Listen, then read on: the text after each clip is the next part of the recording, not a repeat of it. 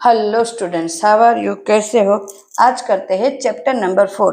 Chapter number 4 की बात करें तो चैप्टर नंबर 4 का नाम है केमिकल काइनेटिक्स। केमिकल काइनेटिक्स ये एक केमिस्ट्री की ही एक ब्रांच है जिसमें अलग अलग तरीके से केमिकल रिएक्शन किस तरह से होती है। हम डे टू डे लाइफ में कितनी सारी रिएक्शन को हम अपनी लाइफ में यूज करते हैं, बट हमें पता ही नहीं होता है कि ये हमारी केमिस्ट्री की रिएक्शन या तो उनका ही एग्जाम्पल है। तो हम डे टू डे लाइफ में जो यूज करते हैं उनके ही एग्जाम्पल को लेके हमें यहाँ पे ये पूरा रिएक्शन देखना है, या तो ये पूरा चैप्टर उसी के बेस पे है। तो यहाँ पे कन्वर्टेड मतलब कि जो ए एनर्जी है, एनर्जी एक सोर्स में से सेकंड सोर्स में किस तरह से कन्वर्ट होती है वो हमें देखना है।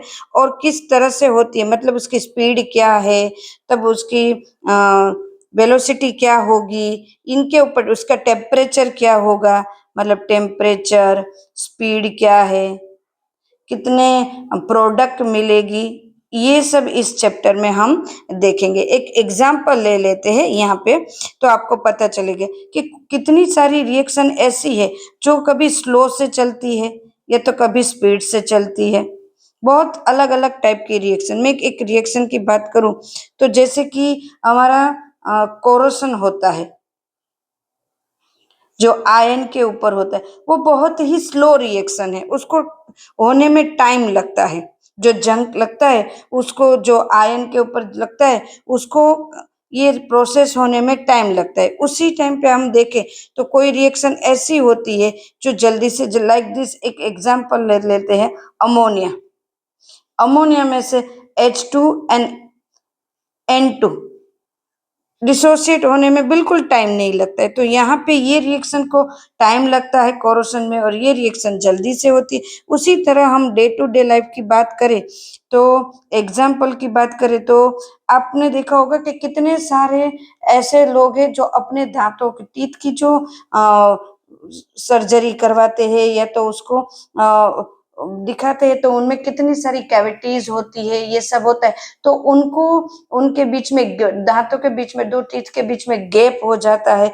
तो जो ये गैप हो जाता है तो उनको फिल करने के लिए वहां पे पीओपी को यूज करते। तो उसको हमने हमने कितनी बार देखा है कि जब ये गैप को कंप्लीट करना है वहां पे पीओपी को लगाते हैं तो वो बोलते हैं, डॉक्टर बोलते हैं 2-3 आवर्स तक हमें कुछ भी खाना पीना नहीं है। मतलब ये पीओपी जो लगाया है या तो जो भी सॉल्यूशन लगाया हुआ है उसको वहां पे स्टेबल होने के लिए, या तो हम ये बोले कि वहां पे वो सॉलिड स्टेट में हो जाए, हम साइंस की बात करें तो उसमें उसको कन्वर्ट होने में 2-3 आवर्स लगते हैं। तो ये उनकी स्पीड है, उस इतने टाइम में वो वहां पे फिक्स हो जाएगा। तो ये उनकी स्पीड है। उसी तरह हम देखें कर्ड बनाते हैं घर पे, तो हमने कर्ड जब मॉर्निंग में मिल्क के अंदर हम ये कर्ड, थोड़ा सा कर्ड यूज करते हैं, उसको ऐड करके हम मिक्स करके रख देते हैं, तो वो हम जानते हैं 5 to 7 आवर्स, 5 to 7 आवर्स के बाद ही वो कर्ड बनेगा, उसके पहले नहीं बनेगा। जब मिल्क है उसको जब हम गर्म करते हैं, बराबर है, ऑट करते हैं, उसके बाद वो ठंडा होगा।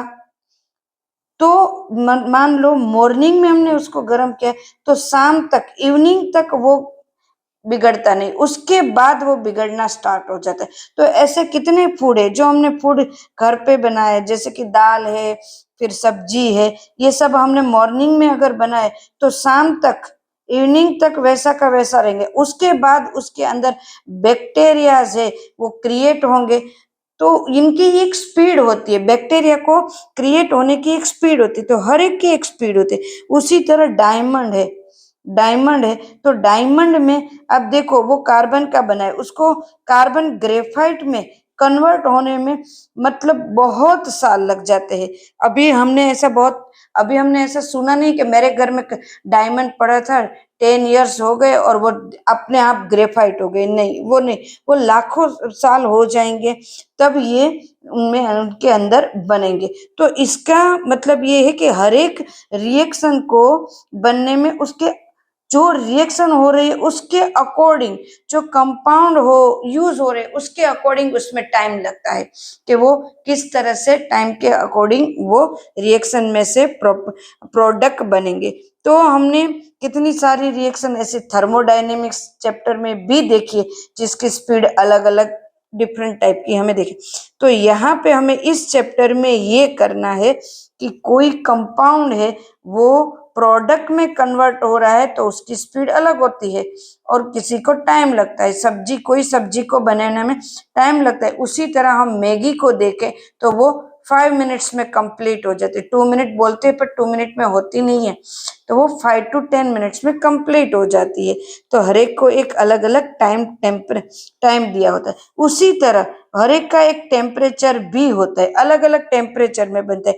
कोई चीज ऐसी होती है जब हम गर्मी के मौसम में बनाते हैं, समर में ही वो जल्दी बनती, तो कोई ऐसी होती है जो विंटर में अच्छी तरह से बनता है। तो हर एक का एक टाइम होता है, हर एक अलग अलग टाइम पे अलग अलग टेम्परेचर पे वो क्रिएट होते हैं, टेम्परेचर भी अलग। तो इस चैप्टर में हम इसके एक कोई भी रिएक्शन की स्पीड पढ़ेंगे, फिर उसको कंप्लीट होने में कितने टेम्परेचर की जरूरत है वो भी हम देखेंगे।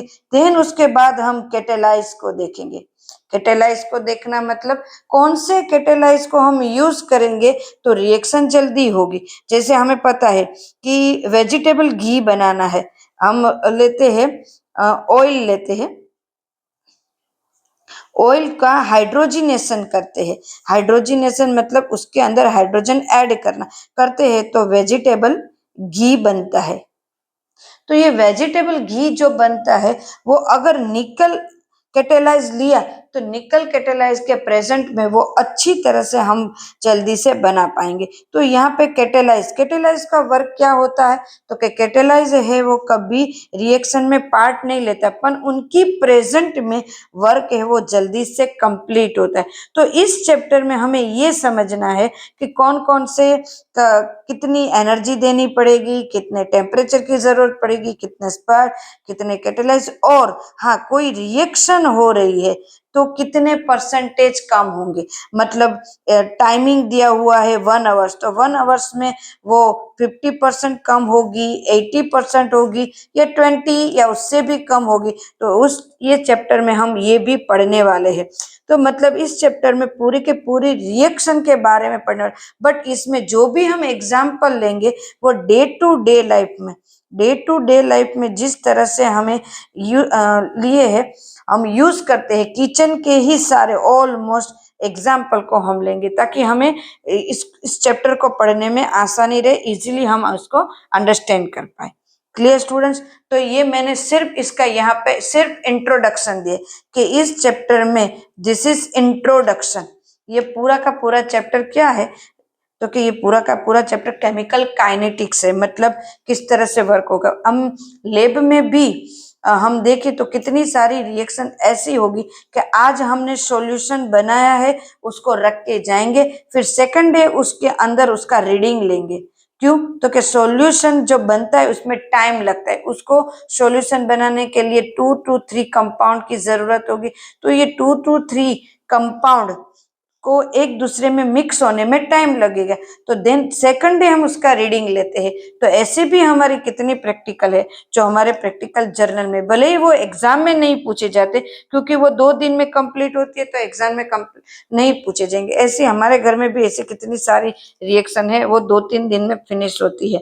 बराबर, जैसे कि कोई ऐसी रिएक्शन है जिसके अंदर प्रोसेस होने में टाइम लगता है तो वो तो 2 दिन में फिनिश होती है। तो यहाँ पे था हम introduction of chemical kinetic. Chemical kinetic है क्या, जिसमें प्रोडक्ट किस तरह से बनेगी, रिएक्शन कितने, तो इस हिसाब से हम कोई भी रिएक्शन को जब स्टार्ट करते हैं तो वो कंप्लीट कब होगी ना वो पता चल जाएगा, हम तो बार बार उसको चेक करने की जरूरत नहीं होगी यहाँ पे। तो ये तो सिर्फ हमने इंट्रोडक्शन लिया है स्टूडेंट्स आज। कल से हम करेंगे रिएक्शन। तो रिएक्शन स्टार्टिंग में क्या होगा, rate of chemical reaction. Rate मतलब क्या होता है, एवरेज। एवरेज को यहाँ पे केमिकल काइनेटिक मतलब केमिस्ट्री की लैंग्वेज में उसको हम रेट कहेंगे। रेट मतलब एवरेज निकालना, जो हम फिजिक्स में इसको एवरेज बोलते हैं, यहाँ पे हम उसको बोलेंगे रेट निकालना, एवरेज निकालना इसको बोलेंगे रेट। Clear students? तो आज का यहाँ तक इंट्रोडक्शन, और फिर कल करते हैं next. Okay, thank you, take care, bye.